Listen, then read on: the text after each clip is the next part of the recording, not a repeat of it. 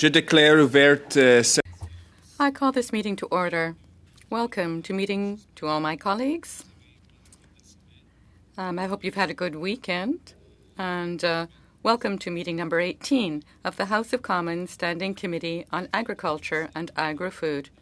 I will start with a few reminders. Today's meeting is taking place in a hybrid format pursuant to the House Order of November 25, 2021. The proceedings will be made available via the House of Commons website. So you're aware, the webcast will always show the person speaking rather the entirety of the committee. Screenshots or taking photos of your screen is not permitted. To follow the health protocols, and otherwise I think this isn't our first rodeo, so we'll get right to it. Pursuant to Standing Order 1082 and the motion adopted by the committee on Monday, January 31st, 2022, the committee is resuming its study of the environmental contribution of agriculture. I would now like to welcome our witnesses for this 2-hour panel. With us today by video conference from the Department of Agriculture and Agri-Food, we have Dr. Gilles Saint-Don, who serves as the Assistant Deputy Minister of Science and Technology Branch. Dr. Louis-Pierre Comeau, Research Scientist with Landscape and Soil Carbon. Dr. Ed Gregorich, Research Scientist, Agri-Environment Division. Dr. Renaud Lemke, Research Scientist with Environmental Health. Dr. Judith Nyanzia, Research Scientist, Crop Nutrient Management, and Dr. Melvin St. Luce, Research Scientist, Swift Current Research and Development Center. And my apologies to any of the witnesses online if I would have perhaps mispronounced your name, but welcome, and we're happy to have you here before our committee. We're going to allow for up to 15 minutes for opening remarks from the entire panel of witnesses that we have today, and then we're going to proceed to questions. So I think it would be perhaps Mr. Saint-Don, if you would like to start. We have 15 minutes collectively for you and the other witnesses today. Over to you, my friend. Merci, Monsieur le Président. Thank you, Mr. Chair. My name is Gilles Saint-Don, and I'm the Assistant Deputy Minister of the Science and Technology Branch at Agriculture and Agri-Food Canada. It's a pleasure to see you all as you're studying the environmental contribution of agriculture. I'm participating in the session today from the unceded traditional lands of the Algonquin Nation here in Ottawa. Thank you for this opportunity to talk about the government's initiatives related to the science of soil health for Canada's agricultural sector. Over the years, Canada's agriculture sector has consistently taken steps to reduce its environmental impact with the support from Agriculture and Agri-Food Canada science activities aimed at developing innovative, environmentally friendly practices. These efforts have allowed the sector as a whole to increase productivity without significant increases in emissions. AAFC's research and programs have and continue to guide agricultural production towards sustainable and resilient agroecosystems and agricultural landscapes. In the context of climate change, we aim to manage agriculture's use of natural resources in a way that enhances the resiliency of the sector, fosters new economic opportunities, and supports long-term competitiveness without exceeding the system's natural capacity. Have always been core priorities for producers and for AAFC, building on a long history of our scientists conducting world-class research through a network of 20 research centers distributed across Canada. These scientists identify innovative practices that help to build resilience in soils, reduce erosions, increase soil organic matter, and soil carbon, which is in turn partially offsetting the agricultural sector greenhouse gas emission, and of course improving crop productivity in the process. These and other efforts have contributed to the widespread adoption in the prairies of reduced and zero tillage practices, as well as reduced use of summer fallow and improved crop rotation. Due to these actions, agricultural soils in Canada have gone from a net carbon source to removing 9.6 megaton of carbon dioxide from the atmosphere in 2020. As a result, Farmers are not only conserving soil health and productivity, but they are making a significant contribution to combating climate change. Agriculture and Agri-Food Canada is working with the provinces and territory, farmers, and other Canadian agriculture and food stakeholders in continuing to develop and implement innovative solutions that contribute to improving the quality, yield, safety, and sustainability of the food produced by Canadian farmers. AAFC's science experts are contributing to the development of foundational science knowledge, as well as informing the design of policy and programs to support producers' effort across Canada to adopt novel practices and technologies. Beneficial management practices, BMPs, are practices that reduce or eliminate an environmental risk. BMPs developed, tested, and recommended in Canada cover a range of agri-environmental practices, including nutrient management, shelter belts, reduced tillage intensity, energy efficiencies, and renewable energy, as well as other practices related to greenhouse gas emissions and increasing carbon sequestration. The scientific body of knowledge has shown that BMPs, such as reduced tillage, planting trees, silvopastures, rotational grazing, improved crop rotations, and converting marginal cropland to permanent grassland can promote carbon sequestration, which improves soil health while offsetting emissions, particularly in regions where soils have previously been degraded. In 2018-19, AAFC began the development of an agroecosystem living laboratories where farmers and scientists work with other stakeholders to co-develop, test, and implement best management practices and technologies on working farms. This work is further advancing under the Natural Climate Solution Fund, which seeks to leverage nature to fight climate change.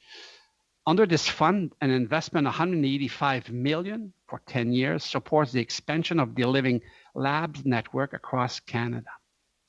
Les principaux objectifs de ces laboratoires vivants sont le... The primary objectives of these living labs are to store carbon on agricultural land to keep it out of the atmosphere, reduce greenhouse gases, improve land management practices, and support other environmental benefits such as biodiversity, water quality, and soil health.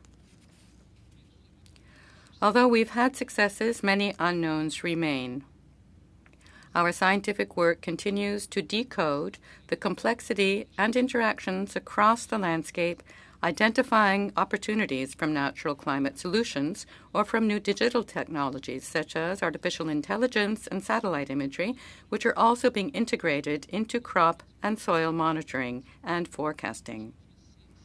Today, I'm joined by 5 AAFC scientists to help answer your questions.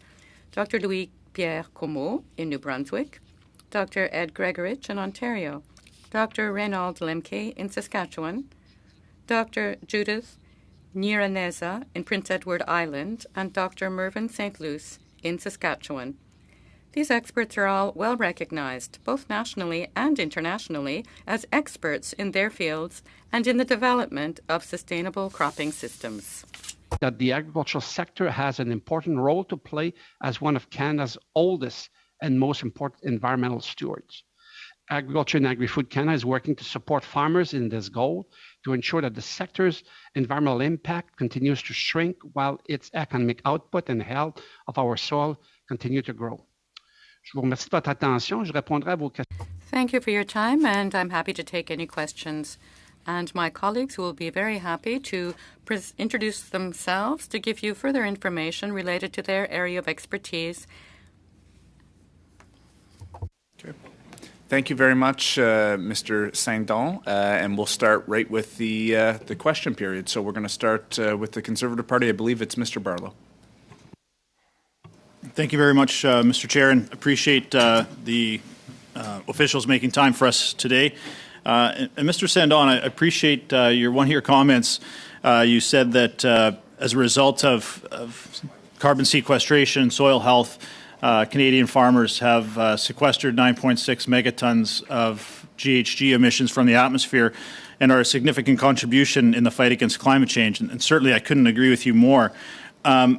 But obviously there's been some reports recently that I would say are unfortunately putting some misinformation out there about the role that agriculture plays. And just as a, maybe an easy question, but is there some potential there, I guess, for AFC and some of the work that you're doing to push back on some of these reports that are saying that agriculture is a problem rather than offering some of the solution?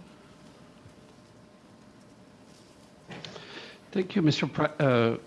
Chair, for the question. I think I would like to say that, yes, producers are surely out there like quite active stewards in preserving carbon and adding to carbon sequestration. And perhaps I will just move to my colleague, Dr. Ed Gregorich, here on the panel, who is an expert in this area, and you can probably just elaborate a bit more along this question.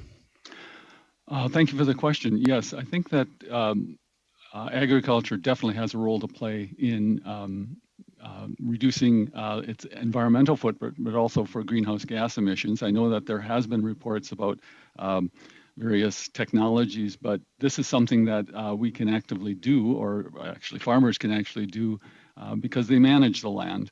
And being able to use different management practices to reduce that environmental footprint, whether it be greenhouse gas emissions or water quality or whatever, but they definitely have a role to play, and we have the information that will allow us to show that in terms of data and modeling efforts. Okay, thanks. I appreciate the answer. One of the examples I would say is where the Government of Canada and the departments and bureaucracy could play a role is there was a report recently that basically said, we have to reduce animal husbandry and animal agriculture if we want to fight climate change. But, I would argue that grazing is protecting some very delicate ecosystems, including native grasslands, which makes up a large part of my riding. But there's a product, an organic compound out there that's 3-NOP that would be a feed additive, especially in dairy cows, that could reduce emissions, methane emissions, anywhere between 30 and 80%, of the studies have shown. This food additive has been approved in the EU and for use in the United States, but it continues to languish, waiting for approval here in Canada, because instead of treating it as a feed additive or a feed supplement, we're treating it as a medicinal compound. So it's going through veterinary health medicine rather than just as a feed compound. And this could play a significant role in reducing emissions and protecting the environment. Why is Canada treating this product, which is an organic compound, so differently than other countries, especially the EU, which is very risk averse in approving new technology? Thank you. And Mr. Chair, on this particular, I think we're surely aware of 3-NOP, like as a feed additive that could be put in the ration of ruminant, and I think, and we've done some research in the past, as a matter of fact, out of our Lethbridge centers in Alberta, where we demonstrate that these massive reduction in greenhouse gas emission from beef cattle in that particular case. But you're right, it works also in dairies. While I don't know, on the regulatory side, I think I would have to defer to my colleagues from the Department of Health that are kind of the one looking after the regulatory component of this aspect. And I would say at this point in time, I'm not really in a position to be able to answer as to why there was a decision to go that way. Thanks, Dr. Sandon. And I guess my push here, and I realize it's in health, but, and I know about the studies that were done at the feedlot in Lethbridge and in Nanton, also in my neck of the woods. So I guess why is Ag Canada and your studies not pushing back on the fact that there should be some harmonization here when some of these new innovations and technologies come out, which are proven and being used by some countries that we trade with. I would just encourage you to push hard on Health Canada to get this approved as quickly as possible, knowing that you have done the studies in your department that show how effective it is. Now I want to change subjects quickly here. You mentioned about the reduction on emissions and carbon sequestration, but I'd like to know what role did, if any, did your department have in the announcement at COP26 for the 30% reduction in fertilizer emissions. When you talked about the innovation and technology that's happened, for our nutrient stewardship, for example, you talked about zero-till. We are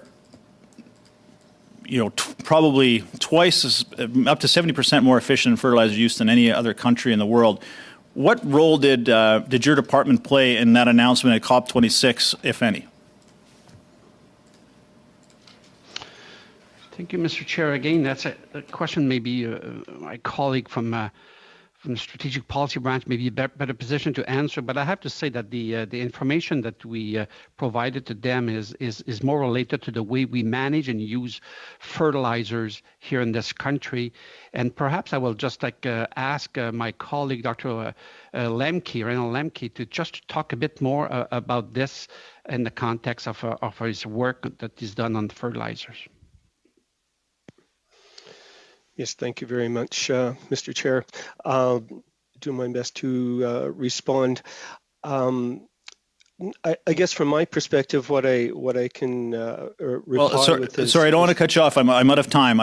Did Ag Canada have any input on that announcement from COP26, yes or no? There would have been information provided in terms of what emission levels were and sort of technical aspects, and really that's all I can respond with. Thank you, Mr. Thank Lemke. you. And Mr. Saint-Don, my apologies because as I was listening in French, I thought you had been finishing up, but you did offer some of your colleagues to perhaps provide some or to give the committee some of an index of what they do, some of the researchers that are here. There was about 6 minutes left, and I didn't see any hands, and I kind of quickly moved to questions. I invite anyone that may want to just quickly give a sense to the committee. I apologize, I moved pretty quickly. Thank you, Mr. Chair. I think I would welcome this offer, so we'll go as per the lineup we had prepared. So I think over to you. I'm not quite sure who was going to go first. Maybe I can go first. Thank you very much, Mr. Chair. Good morning, everyone. My name is Louis-Pierre Como. I speak to you from Fredericton, New Brunswick, and I would like to begin by recognizing that the land on which I am is the traditional unceded territory of the Maliset and Mi'kmaq people. I grew up on the south shore of Montreal and spent some of my childhood in Abitibi. I studied at the University of Mexico and then in Saskatchewan, Aberdeen for a doctorate, and Hong Kong for a postdoctorate. Research focus on landscape and soil carbon. Specifically, I'm investigating a way to replenish soil organic matter from wetland, agricultural, and forest land. My long-term scientific goal is to contribute to knowledge about why some carbon molecules can remain stable in the soil for thousands of years. I currently lead a pan-Canadian survey projects that investigate the relationship between land use practices and carbon storage. Thank you.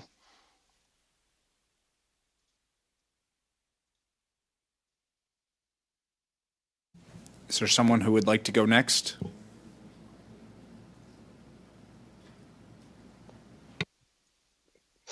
Yes, Mr. Chairman, thank you. And good morning to everyone. My name is Ronald Lemke. I'm a research scientist working out of the Ag Canada Research and Development Centre in Saskatoon, and I will mention that is on Treaty 6 land and the homeland of the Métis. I am a soil scientist by training, and my research program considers the factors that control soil-emitted greenhouse gases from agricultural soils, both to accurately quantify those emissions, but also to identify opportunities to constrain or reduce emissions. My work has primarily focused on soil-emitted nitrous oxide, leading to research into the influence of nitrogen fertilizer management, crop type, crop rotations, and tillage intensity on nitrous oxide emissions.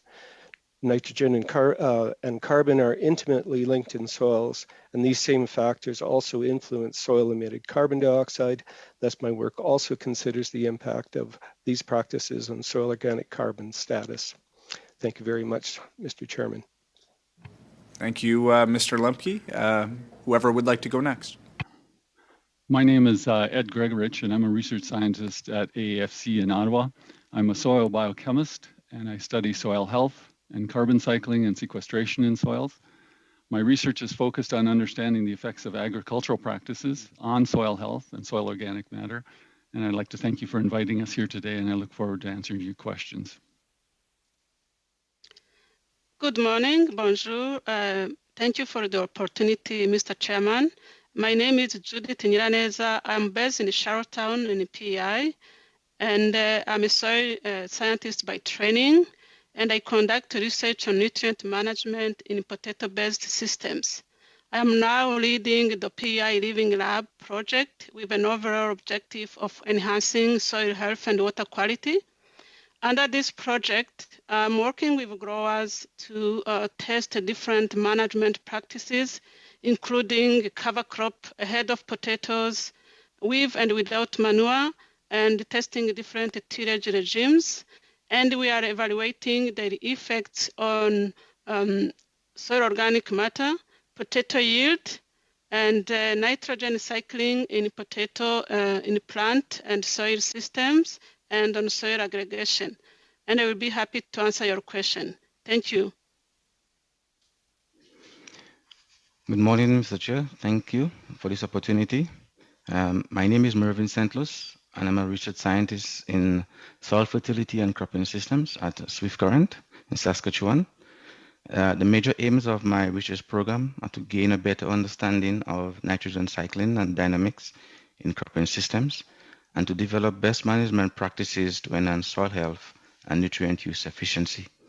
I have and continue to conduct research on the impact of pulses on nitrogen dynamics and use efficiency in various cropping systems, the influence for our nutrient management practices on crop productivity and nitrogen use efficiency, and the influence of management practices on soil organic carbon dynamics. Currently, I am co-leading a project aimed at improving yield and nitrogen use efficiency in canola production across Canada, and also leading a new project on developing a soil spectral library for rapid and cost-effective assessment and monitoring of soil organic carbon across Western Canada. Thank you again, Mr. Chair, and I look forward to answering your questions. Well, thank you very much to all of you, and my apologies to Mr. Barlow that he didn't have your background before, but I know he'll be able to re-engage moving forward. Mr. Lewis, you're now up for 6 minutes. Over to you, my friend. Thank you for that, Mr. Chair. Thank you for all of our witnesses for being here. We don't have enough time to get to all the questions I'm sure we have. So maybe I would start right from the top, Dr. Sandon. Just in general, in your opening remarks, you briefly mentioned about programs that can help farmers adapt to more sustainable practices and more sustainable technologies. All the conversations we have, they want to do their part, and there are programs out there. I know there's the Climate Action Fund, the Agriculture Clean Tech Program. You also mentioned the co-developing and testing, implementing best practices from the Natural Climate Fund. Can you explain a little bit about those programs and how the industry themselves can work together, and how they can get involved so they can have input as well? Thank you. Thank you, Mr. Chair. If I may, I'll just say a few comments at the beginning and probably go to my colleague on Prince Edward Island, Judith, to talk a bit more about the Living Labs, which is a direct engagement with the producer. So, as you mentioned, we have a number of programs. You mentioned Clean Tech. It's a program that is in place to help with the implementation of clean technology on the farm. As part of nature-based solution programming, we have two components. One is the development of living labs, like that I mentioned in my comments, 185 million over 10 years to implement these living labs across the country. And there is also a non-farm climate action fund that is 200 million over a 3-year period that was launched a little after. But their companion program, one deals with the development of the science for new BMPs, and the other one is to in collaboration with stakeholders, and the other one is to provide funding for the producer to implement some of the existing BMPs on their own farm. And there was an announcement also in the budget that will be supplementing these funds for on-farm action, but that will just come in the months to come. So maybe I'll pass it to Judith, and speaking of Charlottetown, because she spent quite a bit of her time working with the producer along the line you just mentioned. So maybe briefly over to Judith, Mr. Chair.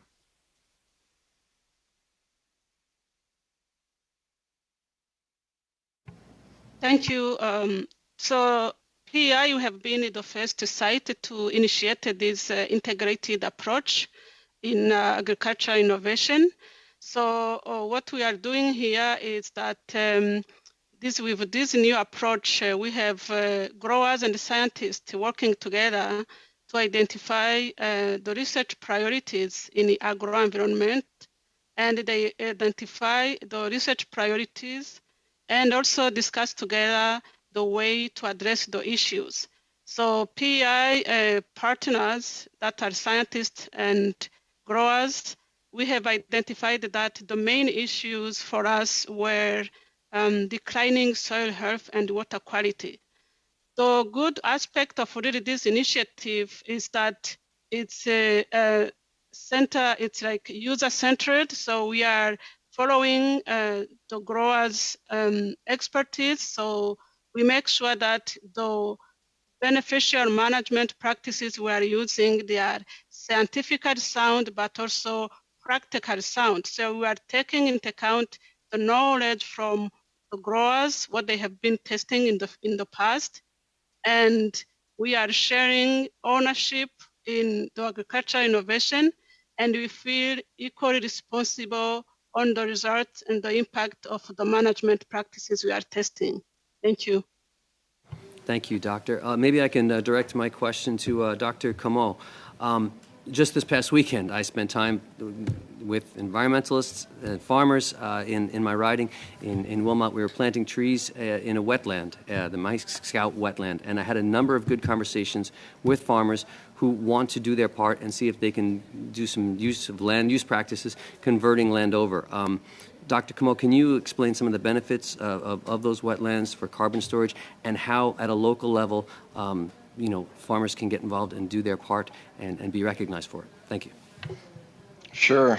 Thank you for the question. Thanks, Mr. Chair. So, and the wetland is where across Canada the most amount of carbon is being stored. So it's important to protect them and to refurnish them to make them safe so they can continue to store carbons and potentially increase carbons. And in many cases, planting trees that would be natural trees for those environments are very beneficial. There's programs that should start soon, or it's in the plans to be started, that Dr. Gilles Saint-Don could discuss, that could include financing for tree plantings in riparian areas, that we are currently working on roadmaps for different BMPs, and this would be one of the BMPs that could be implemented that would be beneficial for different aspects of the environment and also beneficial for carbon storage and increased carbon sequestration. Thank you. You know what? I'm about 6 minutes. I wanted questions about artificial intelligence and about half a dozen more, but we'll have to wait. Thank you. Merci, Monsieur Lewis. Maintenant, Monsieur Perron. Thank you, Mr. Lewis. Mr. Perron, you have 6 minutes. Yes, thank you, Mr. Chair, and thanks very much to the witnesses for taking time to be with us here this morning. Mr. Saint-Don, we've heard the Farm Action Plan for Climate. We've heard of it. Correct me if I'm wrong in this, but it seems to me that producers must make requests by submitting a form. That's a good idea, but would there be a way to develop something that would be less centralized and that would put decision-making into the hands of agricultural producers and growers who are out there on their lands?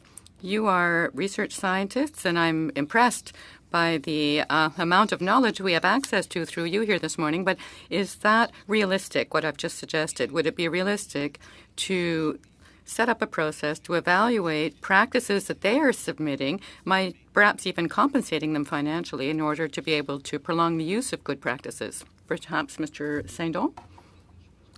Mr. Chair, I think that I could take the question, yes. Thank you for the question. It gives me a chance to provide more details. The On the Farm program, a $200 million program, the minister announced a few weeks ago that 12 different organizations would be overseeing the application process, would take the application sent in by growers and agricultural operations owners. So it is distributed to some extent in that sense. It's not run directly by the department, but by the 12 organizations. Perhaps that's of some interest to you? Do you think that the amounts in the program are sufficient? Will they last for a certain number of years? Should we be investing more?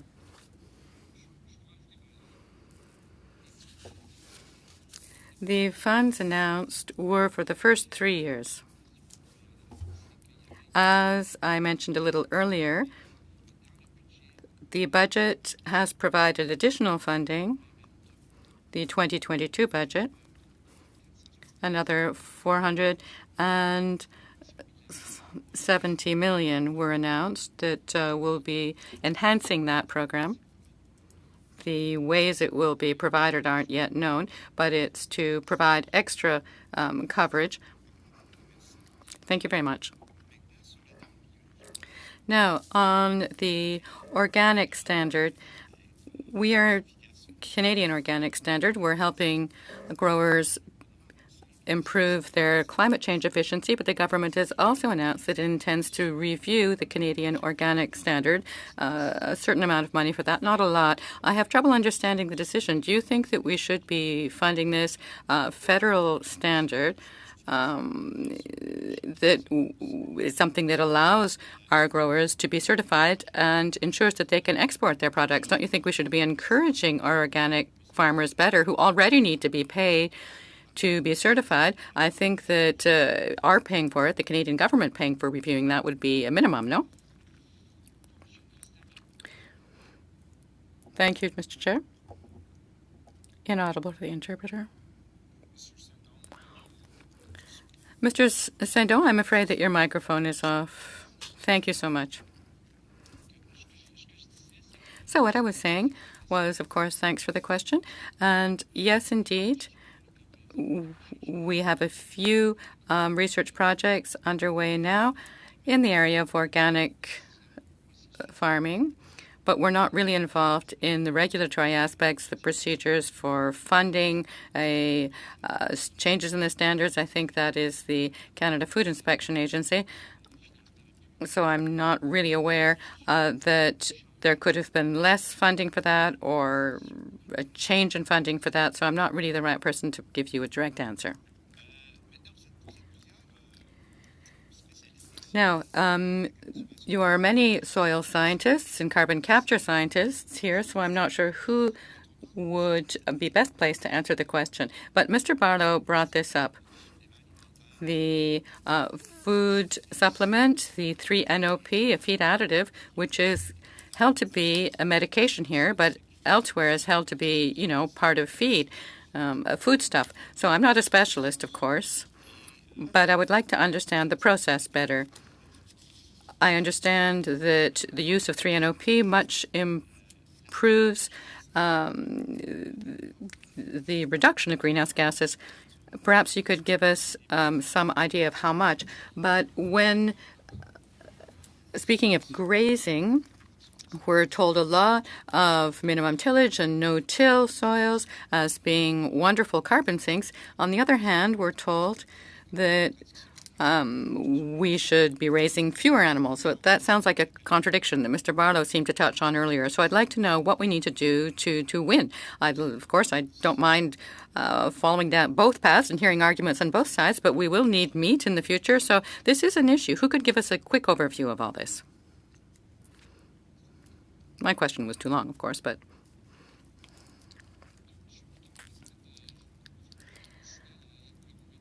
I'm going to ask Ed Gregorich, who is our specialist in carbon capture, to intervene. I'm so sorry. Time is up. I'm so sorry, Mr. Bell. 15 seconds, if possible.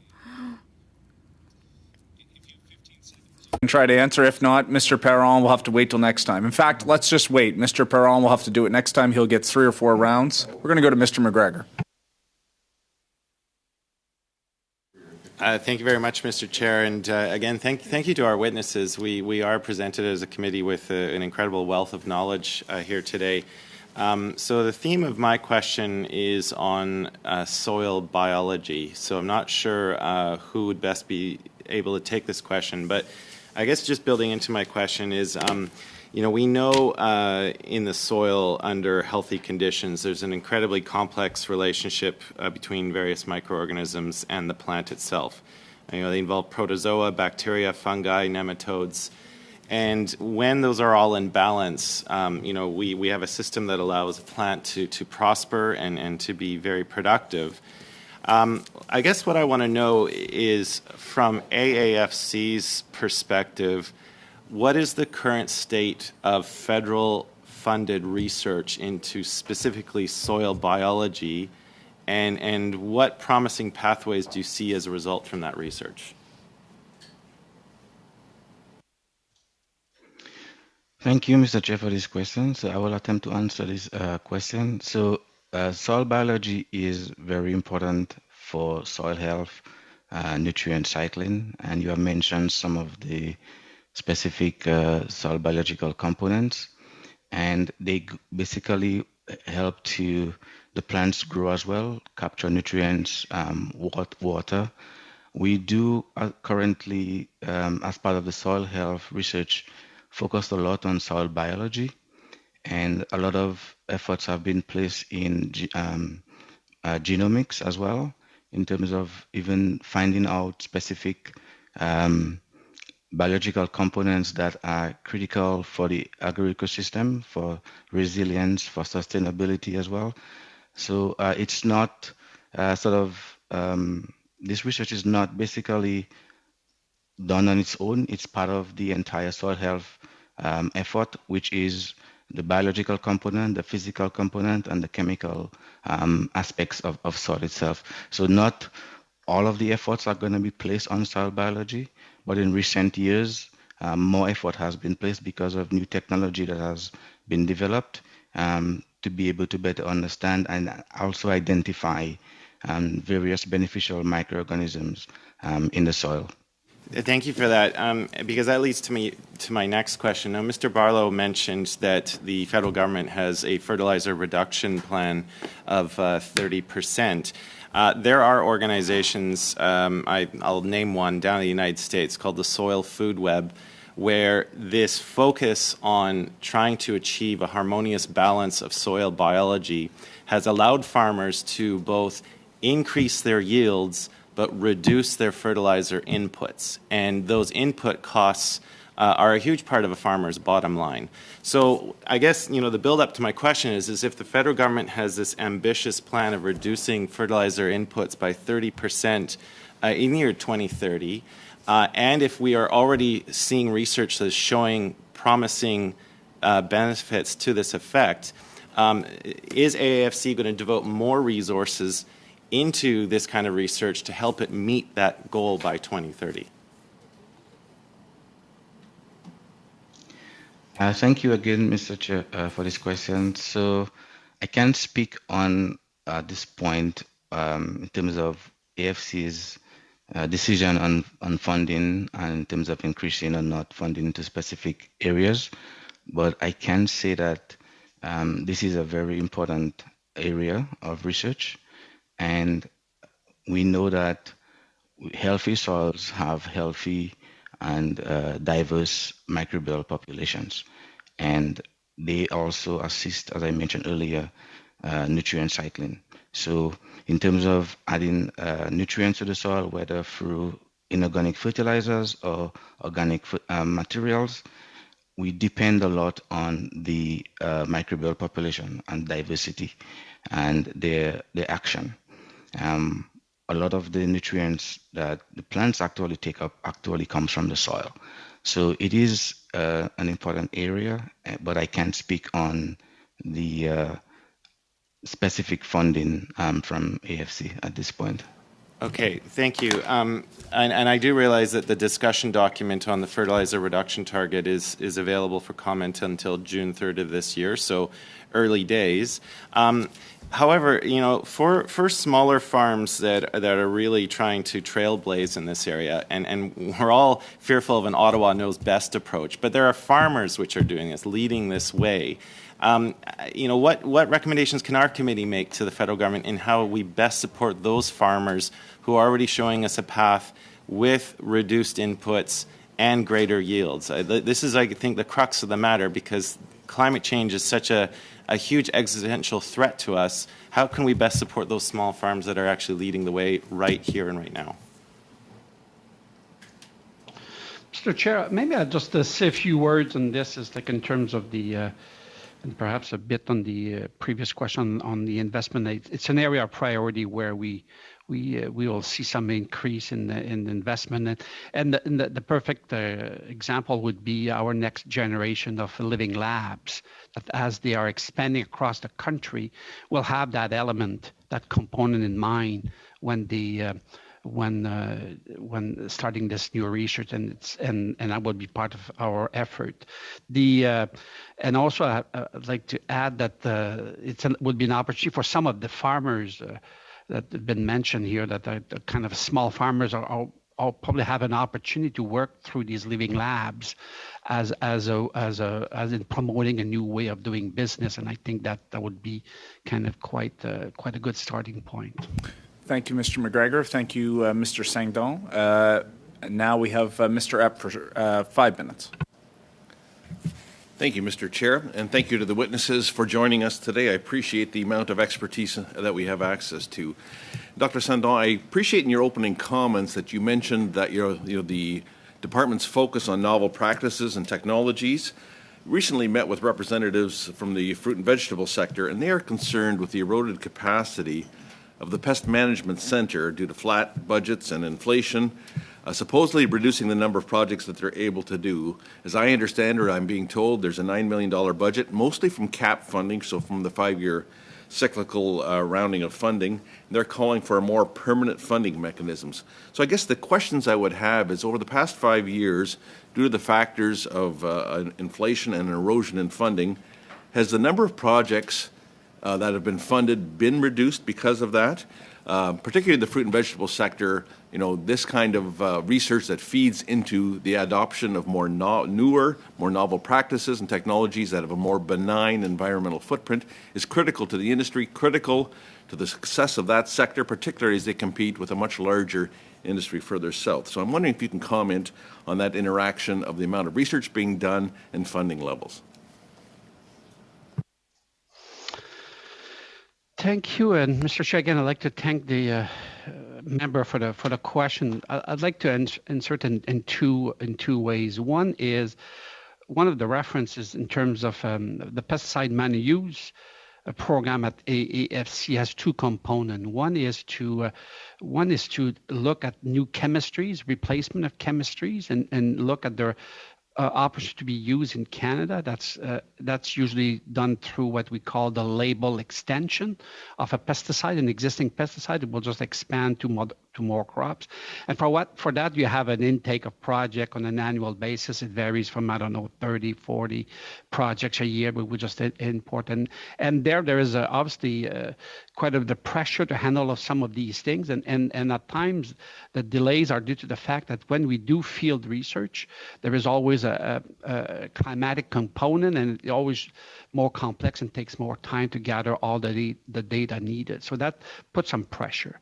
On terms of developing alternative pesticide management practices, I think the department is just launched, like we just received additional funding in the department to the tune of $7 million to deploy new research in these particular fields. And we just started a group of 25 new research projects at the beginning of last month, exactly on these aspects. And we have this new research that will just add, we have lots of confidence that it will add to a lot of opportunity for alternatives to be developed and deployed with the producer.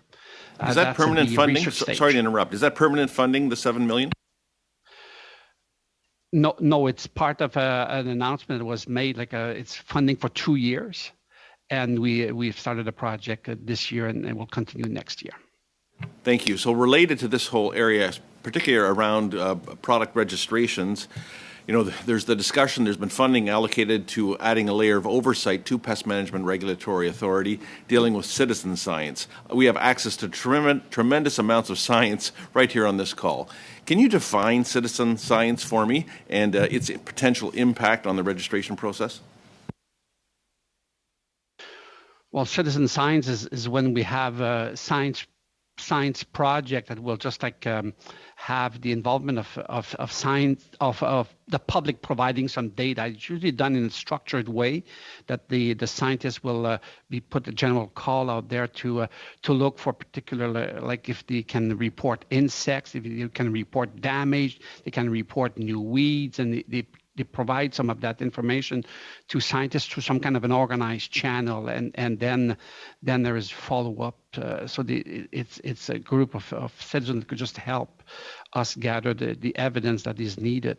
But and how can this help? It's early to tell. We don't have a particular component to that right now. There is, like you referred to, the science.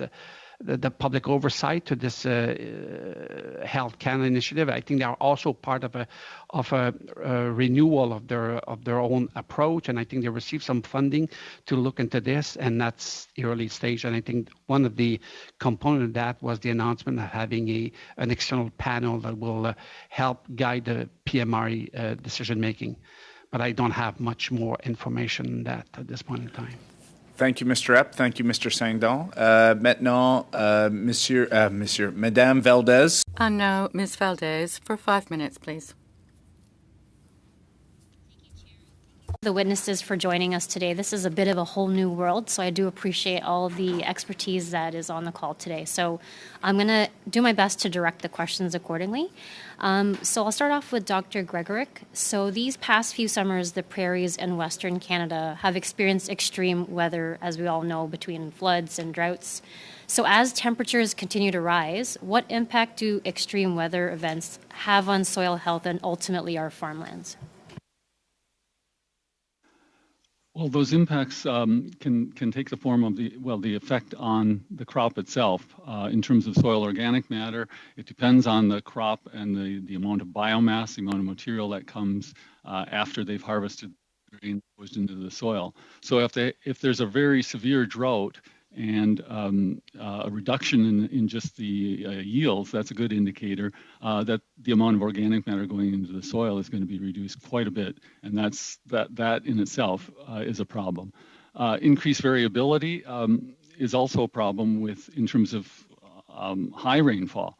Like what's happening in Manitoba right now, it's difficult then for the farmers to get on the field to plant the crop, or there's delayed seeding, and that again affects the crop.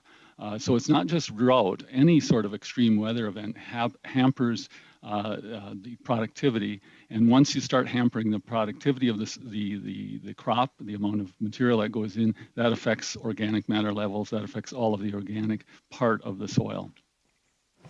Thank you. So what types of measures must be taken to mitigate and respond to the threats, Dr. Gregorick? Well, I guess it's taking a long-term view of what's going on, and that it's not a quick fix solution when you're talking about this sort of problem. One of the things that we're advocating and one of the things that helps is increasing soil organic matter, and that takes a long period of time. When you increase the soil organic matter, then it has the ability to absorb more water, and that then weathers that particular drought period. That helps maintain soil structure and so forth. So that that 1 year period, that loss of the dynamics of the system require that it has to be a long-term perspective, not a short-term, year to year. And although it's very difficult to see what happens after a drought like what we've experienced, a long-term view in this sort of thing is needed for building up the soil organic matter. And Dr. Camo or Dr. Nayarenza, did you want to also pipe in?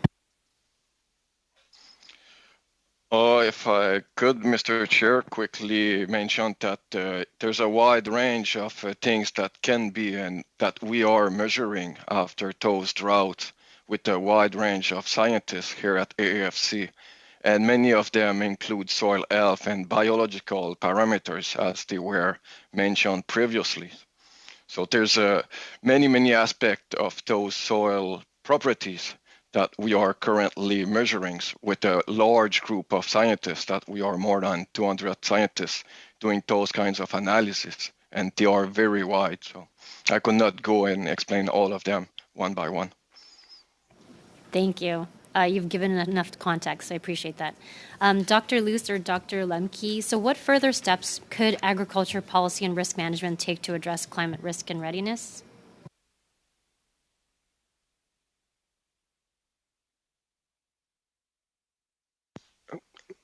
Yes, well, it's Dr. Lemke here, and thank you, Mr. Chair. Really, this to me, I think, is more a policy question, and I don't believe I'm equipped to answer that in that regard.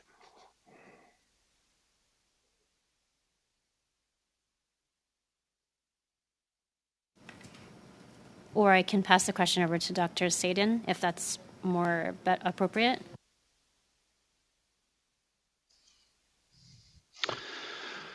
Well, I think there is a range of activities that we can do in terms of some of the research that is underpinning these action. I would say that's usually where we focus, and our colleagues here on the prairies, that's what they would focus on the science is underpinning these action. But I don't have a whole lot more context to provide. No problem. Chair, am I almost? Yeah. Thank you, Ms. Feldes. Maintenant, Monsieur Parent, pour 2 minutes 30. And now, Mr. Parent, 2.5 minutes. I will try to be efficient. So pick up on my last question. Mr. Como, how can we see where the most efficient plans can be? We see that grazing emits a lot of greenhouse gases. There's the 3NOP as a possible solution. What do we do with all this? What is important to keep in mind is how was the system naturally. In some places, like in the prairies, there were natural prairies with the bisons. In those cases, it's important to keep them as close as natural possible. If there were bisons, then it's just a cycle to put cattle on them or use grassing harvestings. But in other ecosystems, if we try to convert an ecosystem that was maybe a forest, a deciduous forest, into a grassland, then in those cases where there's a land use change, we might have a negative effect. So it's all depending on what was there originally and how we can continue to produce as much as possible without causing much disturbance on the long run. Thank you very much. Have you carried out studies on the equivalencies of, grasslands and what livestock adds to greenhouse gases, presumably? And is there other ways that 3NOP could be useful? Yes, many studies are carried out. They are area by area. There are not many studies covering Canada as a whole, but several studies which do show that a grazing well carried out can increase the amount of carbon that can be sequestered in those grazing lands. My colleague Gregorich could give you more details on that. Yes, grazing does increase it. Anything that promotes the growth of the crop, and that happens when you have grazing animals returning the residue back to the soil. So that helps maintain high soil organic matter levels.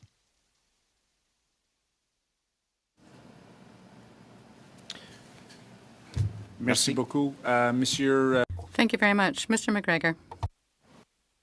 Thank you, Chair.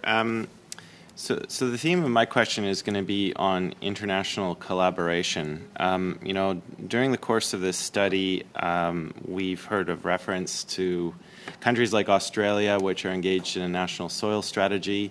One of our witnesses, Mr. Eric Tonsmeyer, was talking about France, which, in the next couple of decades has a national commitment to convert 1.5 million acres of cropland to agroforestry. Our committee is aware that this year in Glasgow there's going to be the World Congress of Soil Science, where several thousand of the world's top soil scientists are going to come together. And of course, I'm sure soil health and how we can best combat climate change is going to be a major theme. I guess just from AAFC's perspective, could you inform the committee on what your collaboration with international partners is like? And are there any countries in particular that your department looks to as where some of this cutting-edge research is really being developed? And can we take advantage of that sort of open source knowledge to best inform our practices and policies here in Canada? Mr. Chair, I can probably take this question. I think we collaborate extensively with a number of countries in this particular area on the way we collect information about climate change and the way the measurements are done and all of that.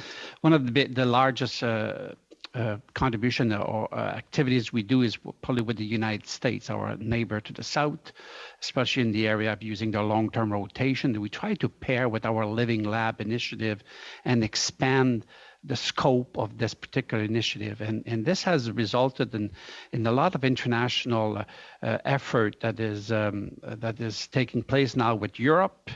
France, we have an arrangement with them, and where, in fact, we will be hosting an international conference next year on the use of Living Lab and this citizen engage type of approach to the research. So that's something that is expanded in Europe as well with the European Union in general. So that's we have projects here and there as well, like scientist to scientist, and I don't know if any of our colleagues here on the panel have some of these, and they may want to expand. But that's usually United States, Europe, and at this point in time, this is where we have the bulk of our interaction.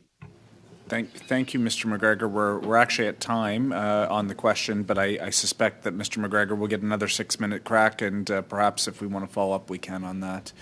Monsieur Liu, pour 5 minutes, s'il vous plaît. Mr. Liu for 5 minutes. Thank you, Mr. Chair, and thanks to the witnesses for being with us.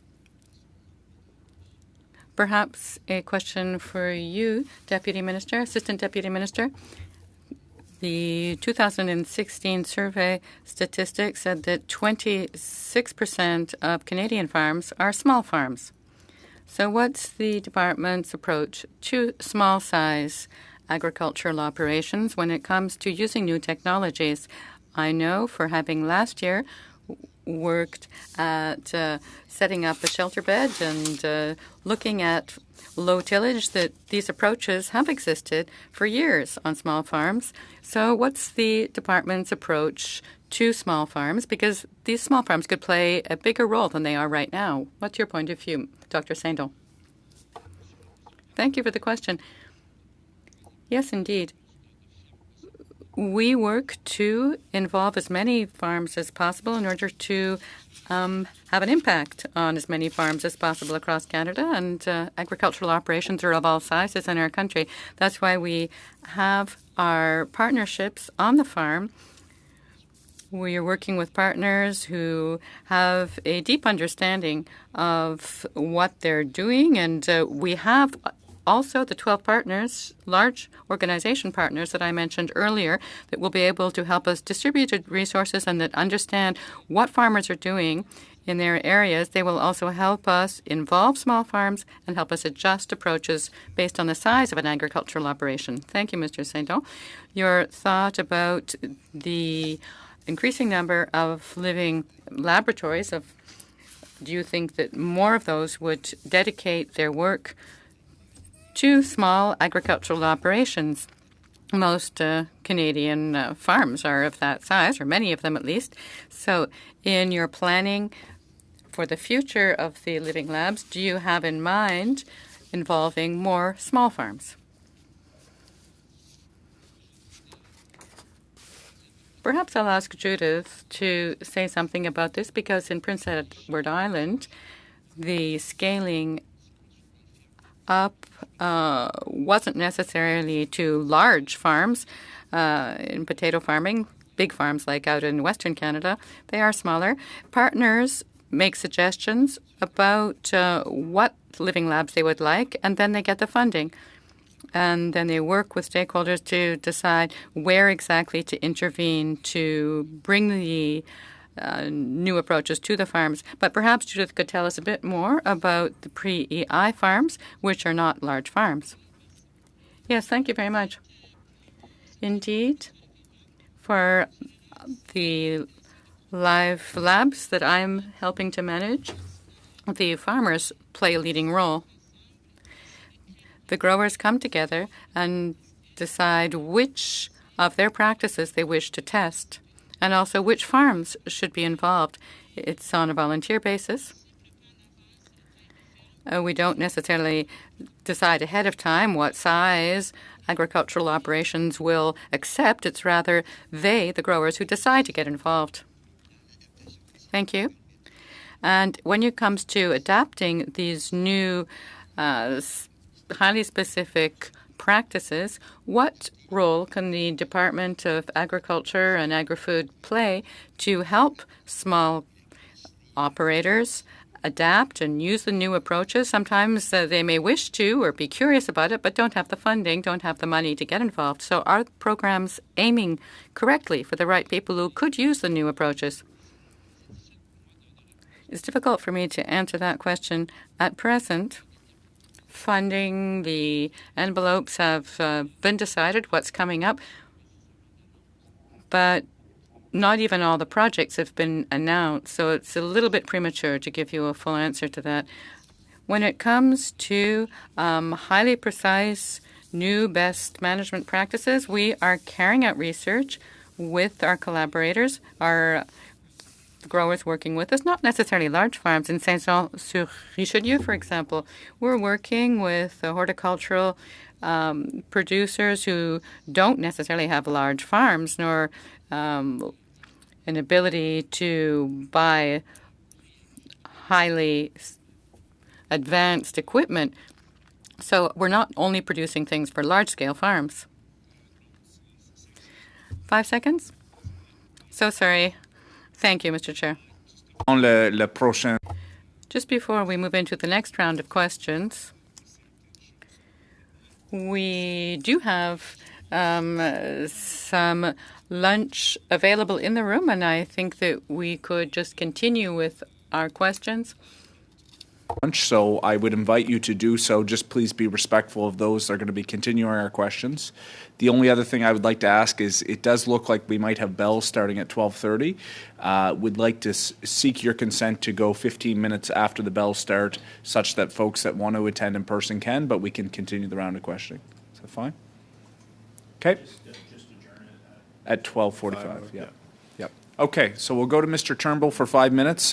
Please feel free to grab your lunch, but please be respectful of the noise. Thank you. Thanks, Mr. Chair, and thanks to all the panelists for being here today. It's great to have so many esteemed experts in the room and on a topic that's so important. So thank you for all your research and for being here today. I want to start with a quote from a report that I've been reading on sustainable diets and biodiversity, which was produced by the FAO on page 34, it says the appropriate agroecological food production systems can perform better, around 180%, than agro-industrial ones. And I'm wondering whether any of the panelists, and Mr. Sandon, maybe I'll start with you. Have you been seeing across all your research that farmers can actually get higher yields by practicing agroecological methods?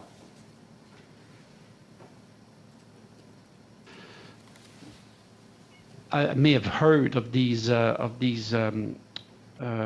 points raised in the same way as you, maybe in the reports, and I've not witnessed this myself, but maybe some of my colleagues may have been like closer to this reality. So maybe just like turn to them if they have any views on this. Maybe I could direct to Dr. Lemke, who I think has done a study at, I just read a little bit about monocropping having perhaps a negative impact on soil health and crop yield.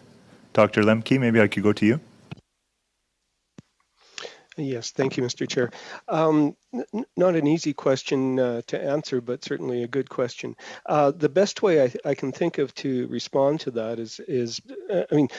let me back up. In terms of agroecological approach, it's not a very definite term, so it's not easy to give a definite response to, but certainly one of the factors is biodiversity, whether at the cropping system level in terms of a more diverse rotation, or factors that, management factors that encourage and maintain below ground biodiversity as well. So there certainly has been research showing that diverse crop systems or rotations tend to be more resilient, tend to favor carbon sequestration and other sort of benefits. If you're including a legume into that more diverse rotation, you're also reducing your need or requirement for synthetic nitrogen across the rotation. So sort of indirectly, there are many aspects. I think that aspects of an agroecological approach that we have evidence that there are beneficial outcomes of that, whether it's, the comparison as to can we get to 180% of a monoculture approach? I can't really respond to that directly. Okay, thank you.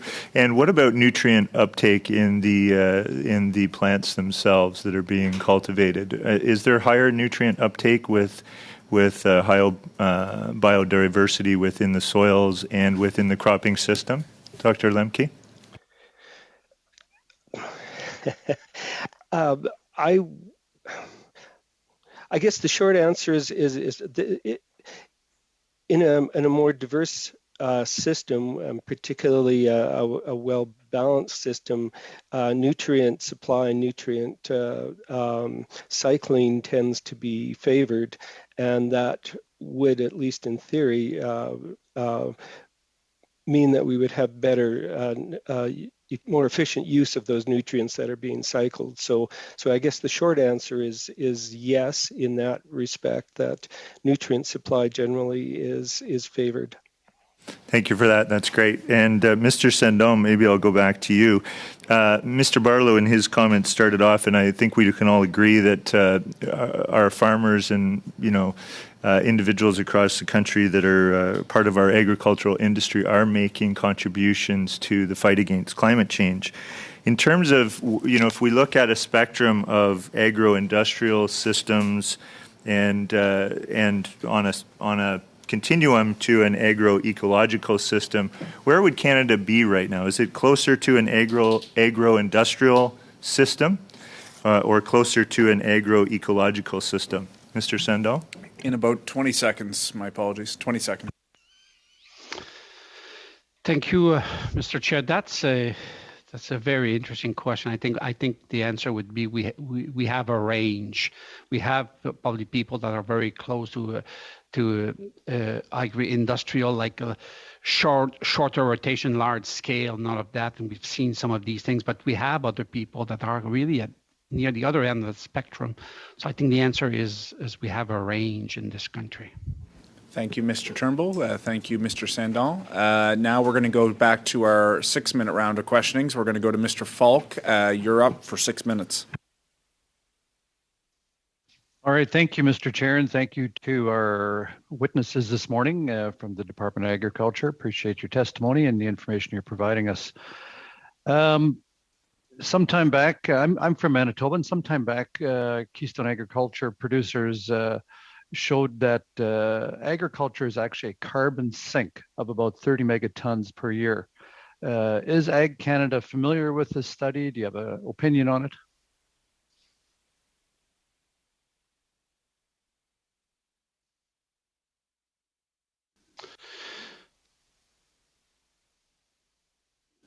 Yeah, sorry, what was the question? I'm sorry. Yeah, Keystone agriculture producers in Manitoba produced a study that showed that agriculture is actually a carbon sink of about 30 megatons per year. Wondering if the Department of Agriculture is familiar with that, if anybody's had the time to look at it and could provide an opinion on that. Yeah, I'm not familiar with that specific study, but as our ADM mentioned, we across Canada, we are a net sink in terms of soil carbon, and it is improving, has improved over the years. So in terms of the exact amounts, 30 megatons, 9 megatons, there's a range of estimates, and that relates to how it was measured and who's measuring it. But I guess the shorter answer is yes, we are increasing carbon. Okay, and increasing carbon sequestration? Yes. Okay, so we talk a lot at this committee and about carbon sequestration and storage. What eventually happens to that carbon? Well, it can store in the ground for a long period of time. That's the thing, is it will stay there as long as we maintain it. And that's part of the challenge, is once we increase it to a certain point, it will stay there for quite a while unless there's some sort of degradation process that occurs. But that's the nice thing about carbon sequestration in agricultural soils, is it gets it into the soil and it can stay there for a very long time. They can do radiocarbon dating and they find carbon molecules that are hundreds of years old in the soil, thousands of years old. So there's a long-term reservoir capacity in the soil, and getting that up a little bit is possible with management. It takes a while, but it does sequester it and store it for the long term. Okay, and we know from science that our oceans are our biggest sequesters of carbon. But they inhale carbon and they also exhale carbon. Is that something that agriculture or land would do as well? Yeah, there's a natural intake and outtake of carbon. The plant material goes into the soil. It's used by the microorganisms, and that process, by them using it, exhales the carbon. So we can put a chamber on the soil and measure CO2 coming out, but it's the net balance of that input and that output that we're talking about. That net input, when it's greater than that output, that then is a sign that the carbon is being stored in the soil. Okay, and currently the balance would be negative here in agriculture? Well, it depends on where you are in the country and what the management practices is. But across the country, our department has indicators which have shown that the organic matter levels have, since 1980, have been going up in terms of storing more carbon. They're plateauing out. The increase isn't as high, but that is the good news across Canada, across as a country as a whole. That's what's happening. Okay, so your studies wouldn't indicate that we actually want more carbon for a healthier soil? We would want more carbon, of course. Yeah, that is the goal, to get more carbon into the soil as much as we can. Maintaining those high crop yields, growing a large crop will get more carbon into the soil, yes. Okay, and that's what our goal is, to increase the carbon in the soil. Because that affects everything. Once you get carbon in, it affects this carbon sequestration, but it's also important in terms of overall soil health as well. And so is there enough carbon accessible for the soil to sequester? Yes, again, it depends on where you are and what the system is, but optimizing that total amount is possible, and it is being done. Yes. Okay. And do we know of any specific crops? I'm sure we do, which are better for soil sequestration than others. Yes. Like when it comes to cereals or oils. Well, there's a fine line. It's really the quantity, but also the type of crop. Alfalfa, deep-rooted crops are being promoted because that gets it deeper into the soil with large root systems. Crops that have large root systems getting into the into the soil is important as well. Yes. Okay. Very good. So I guess my question then would be if we need this carbon for our soils to be healthy, and the soil does actually emit some of that carbon back into the atmosphere. What is it specifically that we would like to achieve for optimal success? Well, I guess the optimal success is at least maintaining our soil organic carbon levels. The goal should be to increase it, but like I said before, there's a lot of vagaries in what happens on a year-to-year basis and in the region as well. So your question, applying it across Canada is really difficult, and even breaking it down within a region is difficult because of the variability and what happens on a year-to-year basis. Thank you, Mr. Falk. Appreciated the line of questioning. Thank you, Mr. Gregorich. Ms. Taylor-Roy right now for 6 minutes. Thank you very much, Mr. Chair. And thank you to all the witnesses here. I'm too am very impressed with the amount of the knowledge and the research that's being done in the department. And I was very encouraged to hear, Dr. Sandon, you say that this is all, our programs are based on scientific research in collaboration with the farmers, which is really, I think, what we all want.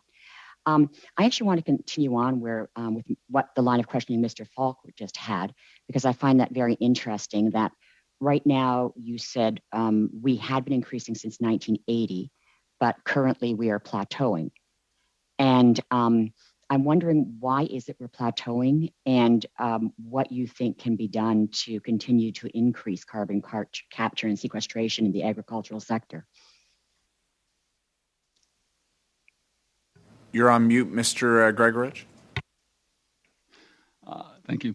Across the country, we're talking about a country scale level here. A lot of what drives what we're talking about is large scale change in land management. What's happened, what built up the carbon in the 80s and 90s and early 2000s is because there was more no-tillage in Western Canada. That really drove that process, more no-till, reduced tillage, and less summer fallow, which keeps the bare ground. And then in Eastern Canada, though, there was a large conversion of the crop of the pasture lands into crops, and that is driven by an economic situation. So across the country, when you look at all of this, the big driver was in Western Canada because there's more land out there, because of the trends in the land management system out there that drove that, and now that's plateauing out. You can't, and then in Eastern Canada, again, the land management has been changing over the last 20 years or so, and that then drives not as much storage in the soil. Okay, just so to be sure I understand, so the issue is that we've been taking grasslands and grazing lands and they become crop lands now. Yes. Okay. In Eastern Canada, yeah. Mm-hmm. And in Western Canada as well? Not as much, no. But in Eastern Canada, that's what drove that process in Eastern Canada. Okay, and in Western Canada, what was it? It's fine. It's not. It has been stable. And it's been stable. Yes. Okay.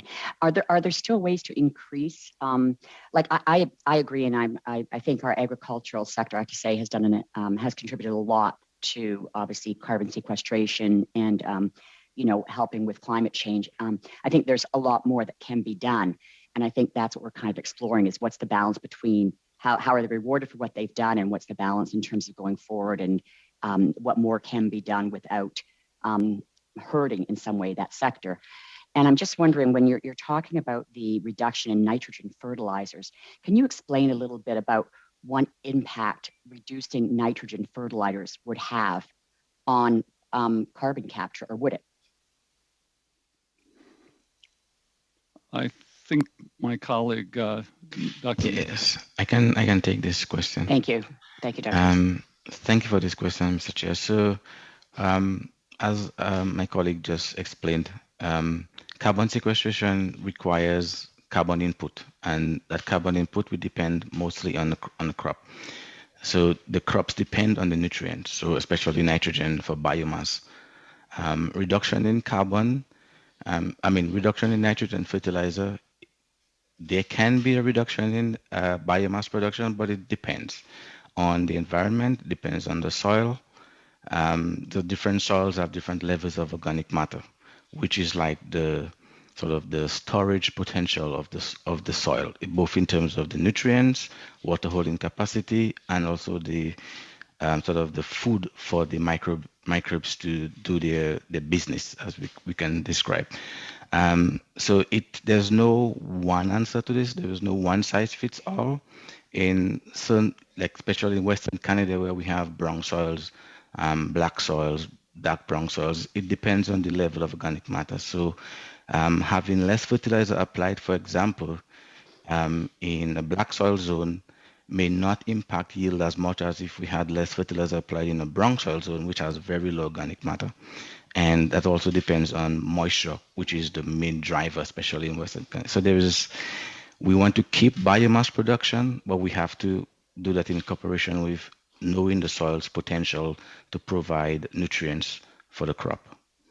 Okay, so is it possible to increase then, or how would we go about increasing the biomass in the brown soils? Well, we have to, and that's a very good question.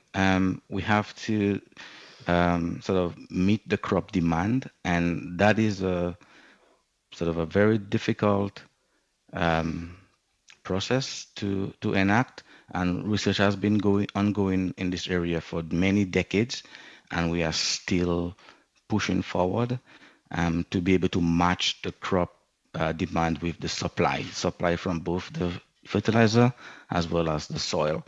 And we definitely want to maintain yields, and especially with the new varieties that have higher yield potentials.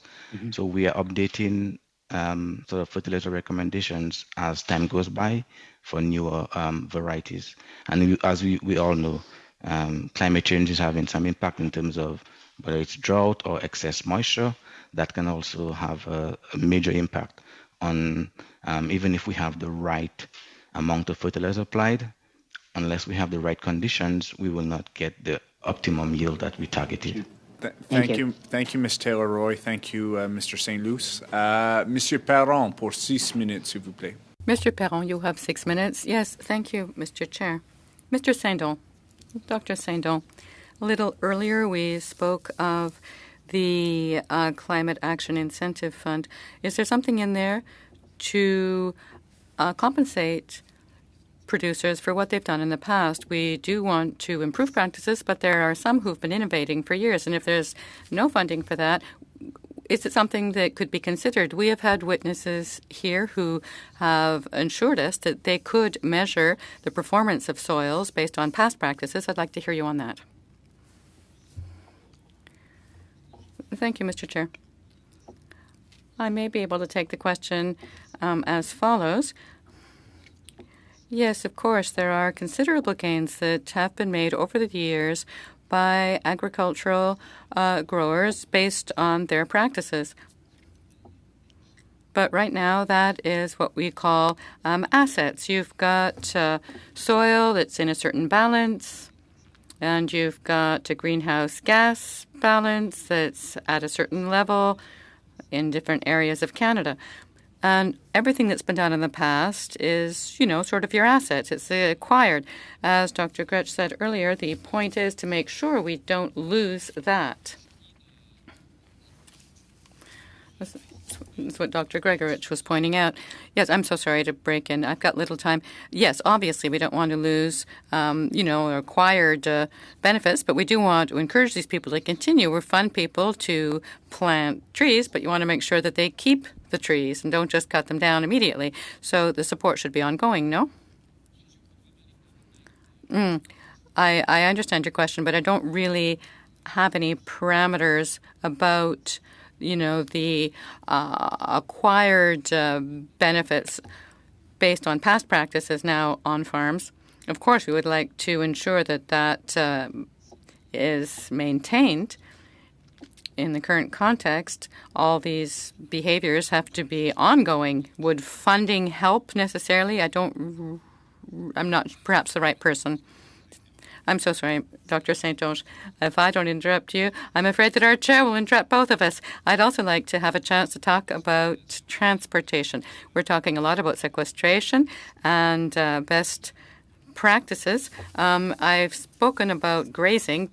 Does anyone in the group want to tell me about anything else that could be done for livestock besides using 3-NOP to improve greenhouse gas effects of livestock? Also, considering that there is grazing that's sometimes far away with livestock, you could put it on a train and send it over hundreds of kilometers, even thousands of kilometers, to send it out to this special grazing area that's a natural grazing area, but then have we lost the greenhouse gas advantage because we've transported the livestock? Don't you think we should improve local killing and management of the meat afterwards as well? That's partly what I'm speaking of, not sending it out to grazing, but bringing it in for use of the meat. Yes, indeed. Transportation is a big issue, and it must be taken into account if we want to manage greenhouse gases. Any GES savings you can manage in your transportation or in the processing of the livestock, it will, of course, be very positive. Anyone else in the group? If anyone else would like to intervene, please do. Next question. We're told that for stocking greenhouse gases, it's better to have deep roots, long roots, thick roots. Is this taken into account when you encourage beneficial management practices and plants versus marketing practices or rotation practices? Is the type of crop a big criteria? And how are you favoring, or what research has been carried out to even create plants that have deeper roots? Perhaps I could answer, if I may, Mr. Chair. Yes, that is taken into account. As was mentioned, every region has its own characteristics. In many regions, yes, deeper roots with specific plants can help. In other regions, something else might be more helpful. That's why across Canada, which is quite a vast land, we have 20 research centers with scientists in each province, each region, studying each specific ecosystem in order to make recommendations that really can be applied to that microenvironment. As my colleague, Dr. Mervyn St. Luce, there's no one-size-fits-all solution, but we certainly have soil scientists working really hard everywhere in Canada to be able to make specific recommendations across the country. Thank you, Mr. Como. Your mentioning a microenvironment brings me to my topic of small agricultural operations that were brought up by Mr. Lehoux earlier, and their access to technology, their access to precision agriculture techniques. Could you give us a bit more information about there? How well are we doing there? And how could we make this sort of technology more accessible to small growers? Financial access is something that is not a matter of scientific research. This research we carry out at AAFC, but access to knowledge, that's something that we work on really hard with all our partners, whatever the size of farm they're on. And we work out precision agriculture methods for all sizes of farms, and we share our knowledge with all farms. It's a partnership approach that we carry out with all sorts of agricultural operations, small, medium, and large. We do our best to help as many people as possible. Thank you, Mr. Como. Mr. Barron. Mr. McGregor. Mr. Chair, the theme of my first question is going to be very similar to what Monsieur Perron just asked. So we've clearly established that higher soil carbon content allows our farmers to better withstand extreme weather events. The higher carbon soil content allows us to both retain more water during drought years, but it can also act as a sponge when we get excess precipitation events. I guess what I want to also know, though, is on the plant breeding side of things. We know that this looking after healthy soils is going to help us better withstand that. But I also want to know the role in plant breeding because, we know that going into the future, these extreme weather events are going to become more and more common. Are our current crop genetics going to be able to withstand this rapid pace of change that is affecting Western Canada in particular? And what can research tell us about plant breeding techniques that might better help future crops adapt to these rapidly changing climates? Thank you, Mr. Chair. Maybe I'll take this question, I think, on the plant breeding side. You're absolutely right. I think that's an important component. It's not only you need, for good production, you need good soil, you need good management condition, and you also need good genetics. And it's constantly balancing. It's a balancing act in this particular case. We do have as an objective in breeding and some of the component. We have some researcher working in this area on nutrient use efficiency. The same way we have people working on water use efficiencies, and we know that these components are genetically controlled within the plants. So it's a component of our breeding program, one of many. We also have to be resistant to diseases, to insects, and we have to yield accordingly. And that's a component that is already in some of the programs. But what we're also going to see more and more probably is more effort to look at the root systems.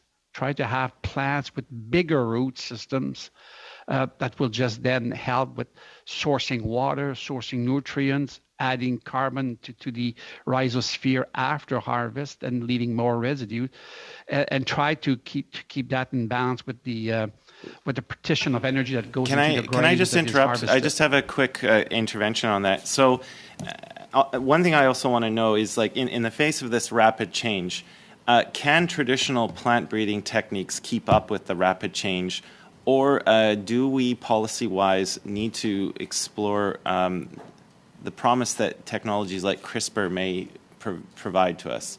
I guess that's what I want to know from our scientists, because this is a very big question for our agricultural sector over the next decade. Yeah, on this particular component on plant breeding innovation and the use of biotechnology in general, yes, all these tools are very useful. Although when you look at yield, it's usually many genes at the time. So to fix those one gene at a time may also be quite a challenging task. But we will welcome any technology that would just be able to bring these genes faster to a finished product. Thank you. My next question is similar in theme to what Mr. Turnbull asked. So he was talking about agroecological principles.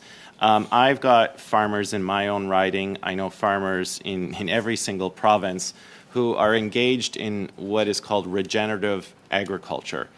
They are really trying to lead the way in really upsetting the paradigm.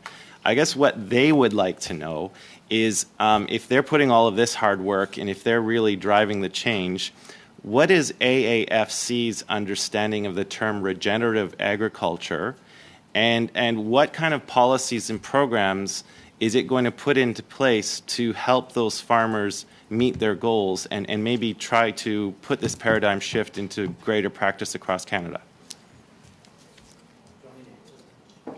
Thank you, Mr. I don't Chair, want a political answer. For this question. I won't be able to speak on the policy component. In terms of the regenerative agriculture, there are so many different definitions of this terminology, but basically looking at food production within a natural system as much as possible.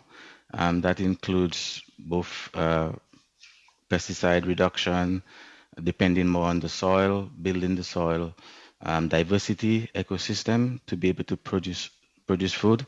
Now, within our current sustainable production systems, this is being encouraged. So diversified cropping systems could be described as part of enhancing regenerative agriculture. We have different crops providing different carbon source, different types of carbon into the soil, encouraging different microorganism abundance and activity, because each microorganism has a different role to play. So our current production system is in some way already including regenerative agriculture.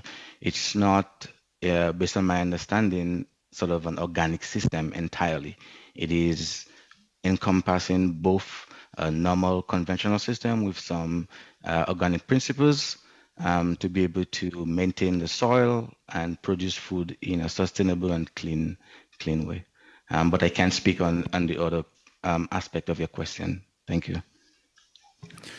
Thank you, Mr. McGregor. Look, bells haven't started, colleagues. I would like to just ask for your indulgence for just 2 or 3 minutes for a line of questioning, and once we're done, I'm happy to carry on as you see fit, whether or not it's maybe perhaps a couple minutes for each party to finish up any final questions. We have gone through 4 rounds, and I think the questions have been extensive, but as has been mentioned, we have folks that have a lot to offer, so I'll just quickly move forward. Mr. Lemke, I was particularly interested in asking you a couple questions. You mentioned you're with the research station in Saskatoon, had the opportunity to be there a couple weeks ago, was really impressed with the work that's happening. First, obviously there is a tension right now in terms of the 30% reduction in emissions associated with fertilizer. It has been quoted as a 30% reduction of fertilizer, which is not the government's policy, but it is a 30% reduction in emissions. How important is plant breeding, particularly the focus on perhaps certain types of varieties that can maintain yield but perhaps require less fertilizer, going to be important for the government to reach its goal? And I know these are 10-year cycles, for example, but aggressive plant breeding, is that going to be, do you see that as an important public policy tool to get to close that gap, especially in a time where markets are signaling to perhaps even use more fertilizer to drive yields even higher with the food crisis right now globally? Yeah, thank you, Mr. Chairman, for the question.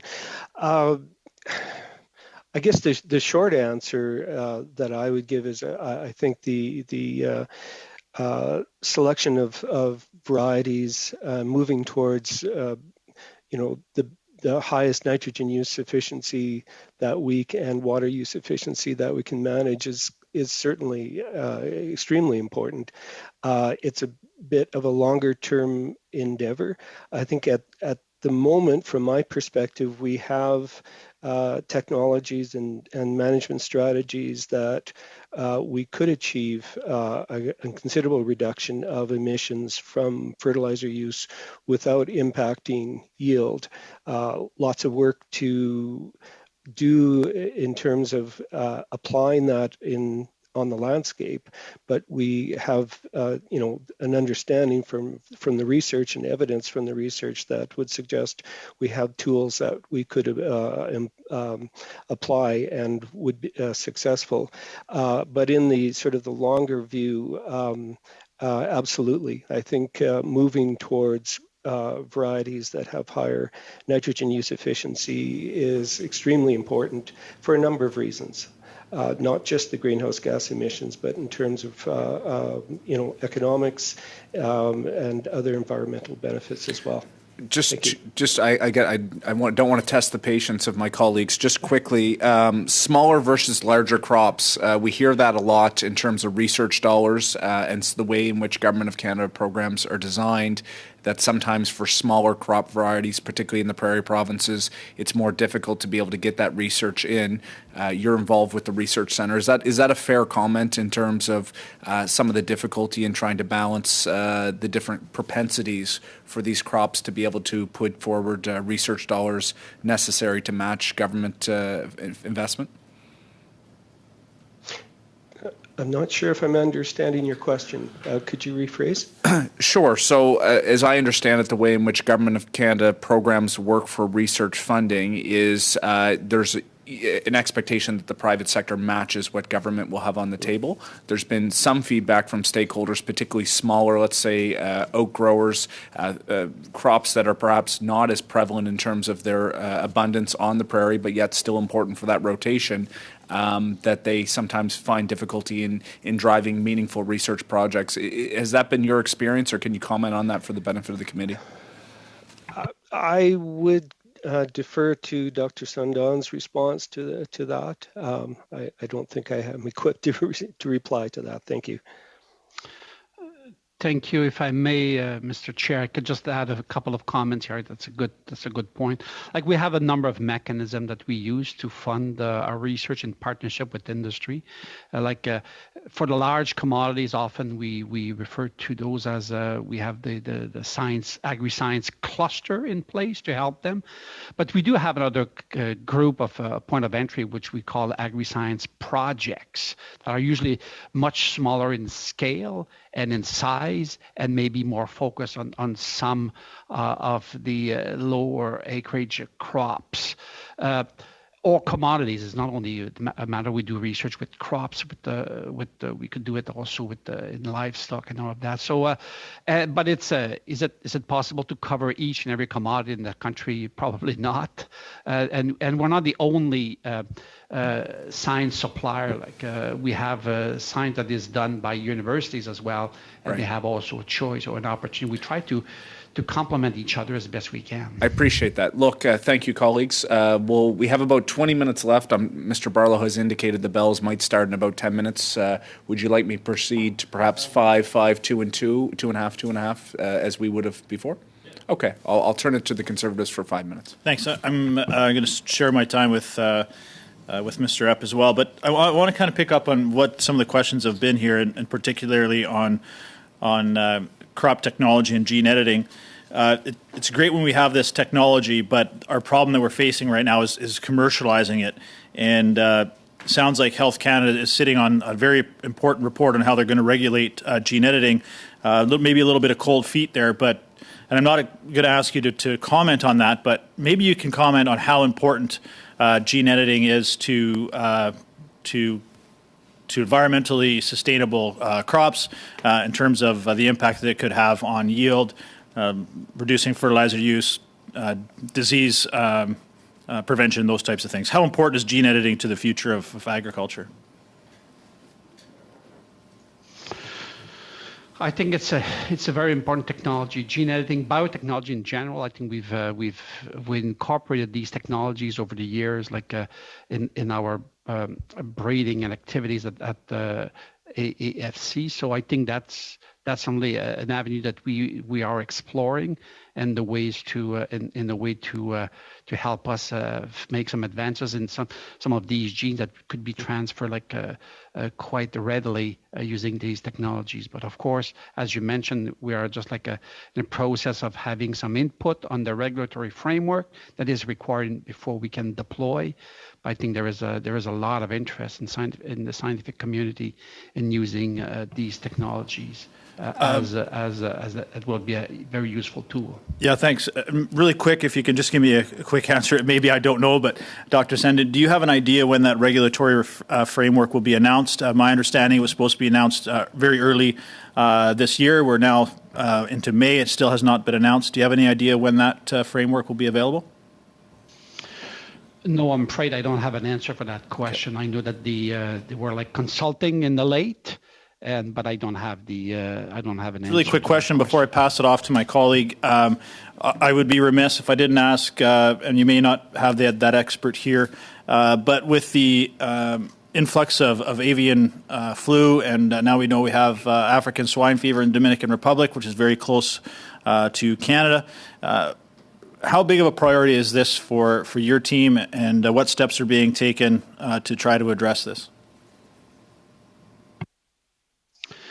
I would say from from a departmental perspective, I think it's a big items for the department to look at these two diseases that you mentioned.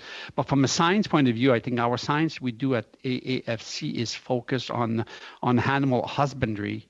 And when we get into animals that are kind of sick or ill or affected by diseases, it's more the realm of the Canadian Food Inspection Agency and the vet college in the university.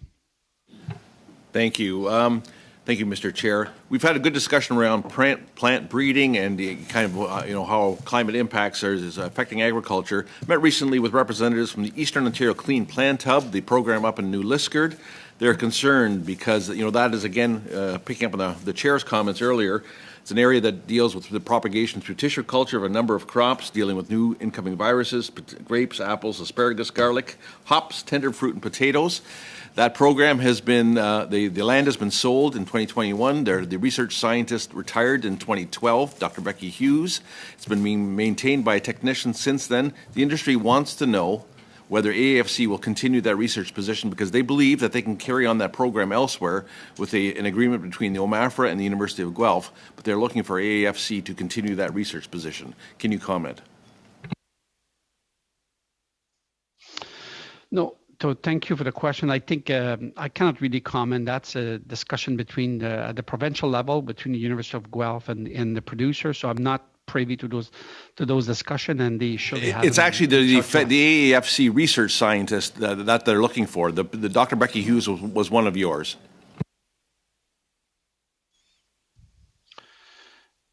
And located at the New Liskeard, I would have to check. Okay, thank you. Just to circle back quickly then. Okay, just to circle back quickly to our soil organic discussion. We've had excellent discussion here. And for Dr. Grigorovich, you stated that some carbon can be cycled into the soil for long term, but it would be fair to also state that the more biomass that we produce through our cropping productions, the more potential for sequestration, and the better both for the environment and for the crop production. Would that be a fair comment to do all production practices that enhance biomass growth without exceeding environmental limits on nitrogen application?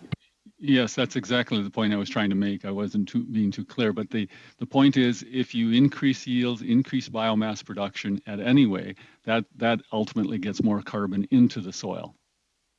Thank you. Thank you, Mr. Epp. Thank you, Mr. Gregovich. We'll go to Mr. Turnbull, I believe, now on the Liberal side for 5 minutes. Thanks. Just following up on the previous discussion, I think Mr. Gregorich, you had answered Mr. Falk's line of questioning by saying, yes, we want more carbon in the soil. And I just wondered to follow up on that, what is the potential, like how much more carbon can we store in Canada's soils? Do we have any idea what the potential is?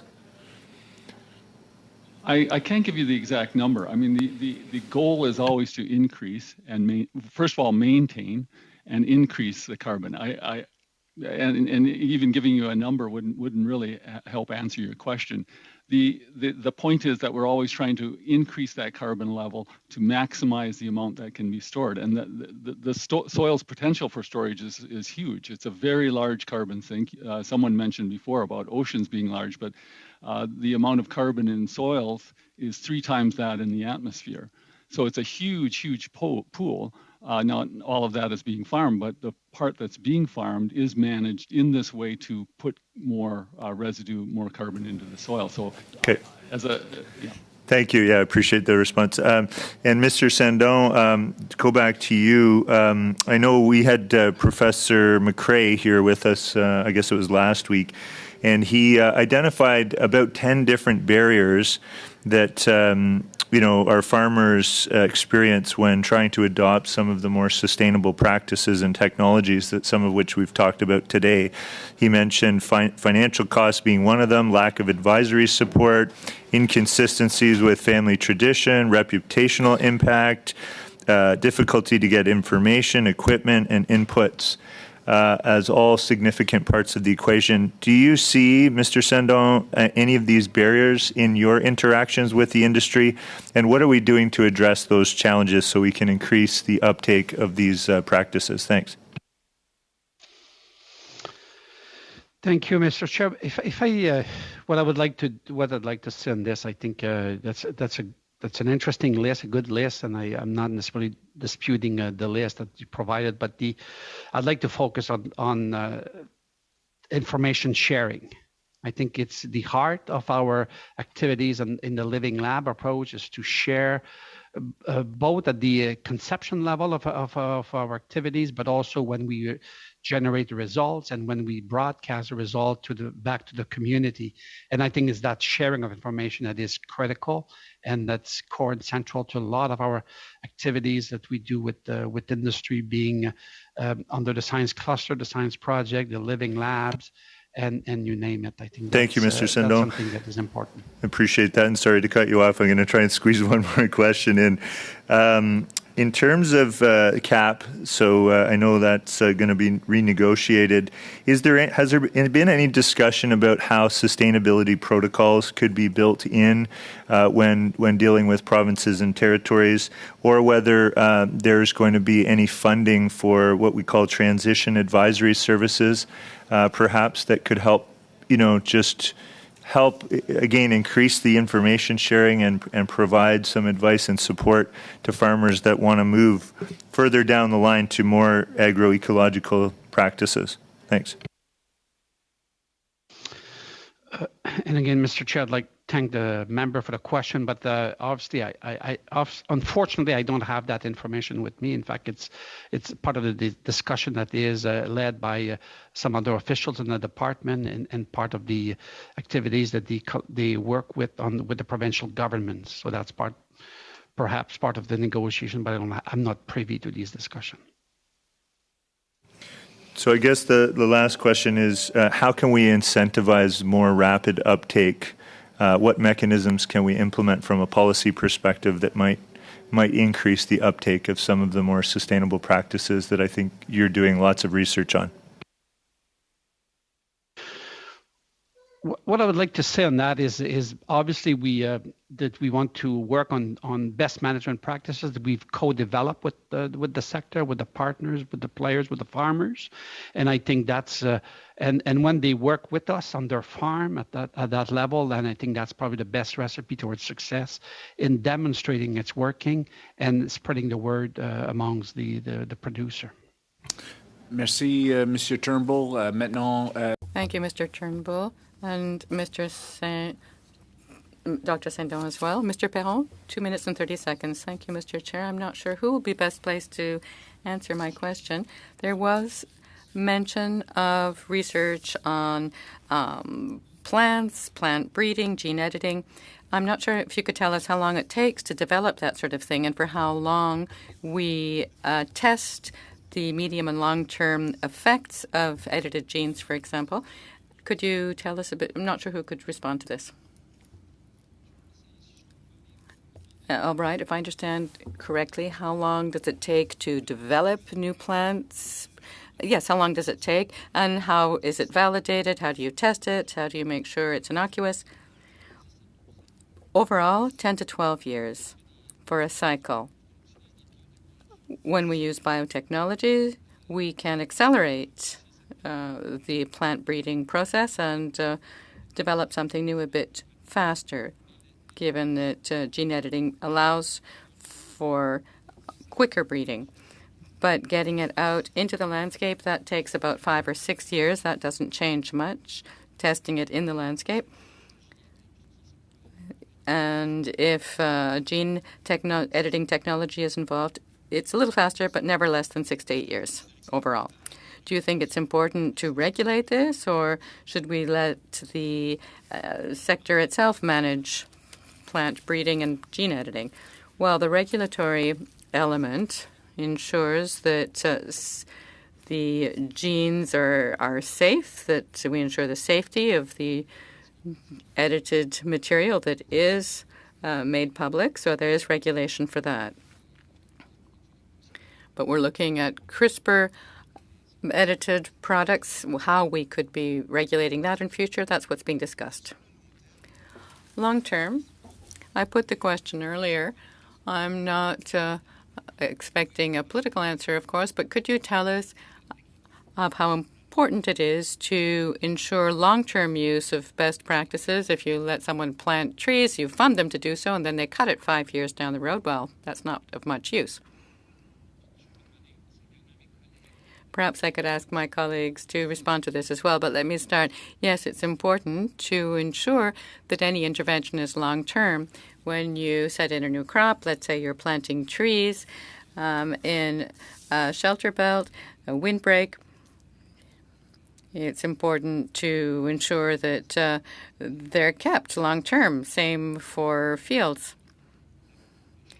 Because as soon as you till the field again, you're back to the same cycle.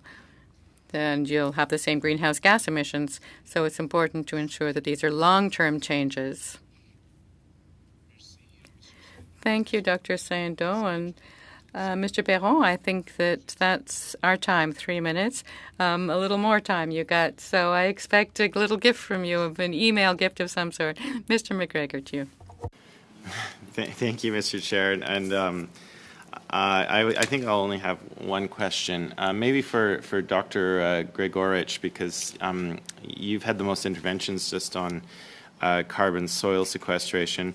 We've had testimony here about agroforestry and it being one of the most efficient practices for carbon sequestration. I made mention earlier of France as a leading example worldwide, which has an ambitious plan to convert many acres of cropland into land that supports agroforestry. Here in Canada, of course, the federal government in a different department has the 2 Billion Trees initiative.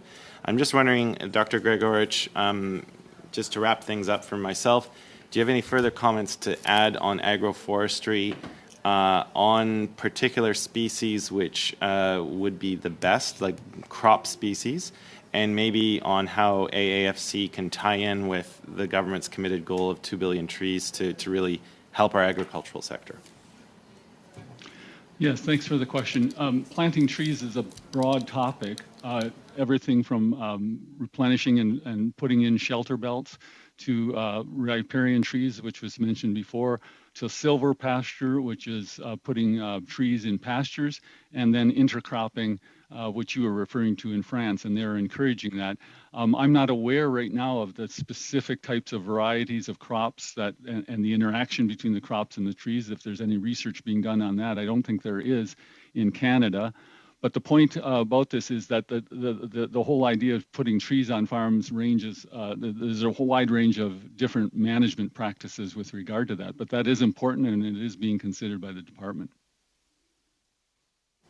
All right, well, I think I'll just wrap by thanking all of our witnesses for joining our committee today. So that's it for me, Mr. Chair. You stole the words from my mouth, Mr. McGregor. Thank you, colleagues. Thank you to all the witnesses. First, for your work in the field, in the research capacity. We appreciate what you do, and we appreciate your testimony here today. I know it was very helpful for folks. And we'll call it a day there. Thank you to our translators. Thank you to our clerk, who is filling in as well for Ms. Harrison. And we're wishing her well in her recovery. Okay, we'll wrap it up there. Thanks, everyone. Thank you.